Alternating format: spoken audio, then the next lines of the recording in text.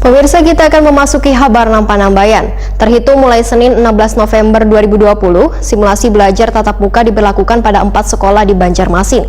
Simulasi belajar tatap muka pertama sejak pandemi virus corona ini akan diberlakukan selawas 2 minggu, yaitu untuk sekolah yang berlokasi di zona hijau berdasarkan penilaian gugus tugas COVID-19 Banjarmasin.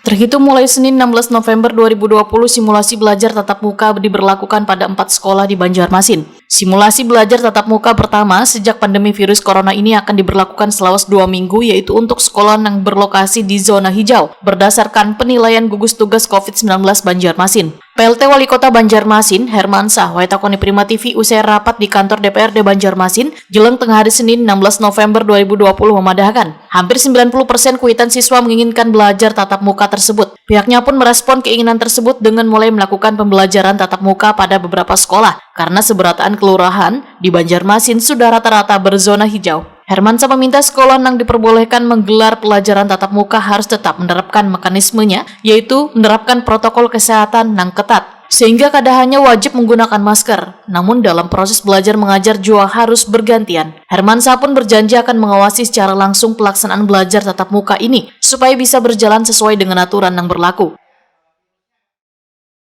Dengan program pemerintah pusat kan itu kan 1 Januari. Nah kalau sudah 1 Januari itu kita kan ada tahapan-tahapannya nanti untuk tetap, artinya kita kada gelabakan lagi, sudah persiapan-persiapannya termasuk juga uji coba, kemudian minta pendapat daripada orang tua-tua, wali murid, bagaimana nanti tatap muka ini berjalan dengan baik, kita tetap menjaga protokol kesehatan. Nah, kemudian termasuk juga sosialisasi. Nah, dengan adanya mau uji coba ini kita masuk juga sosialisasi lah. Kan nanti kebayang mereka sudah turun kada bingung lagi seperti apa kan.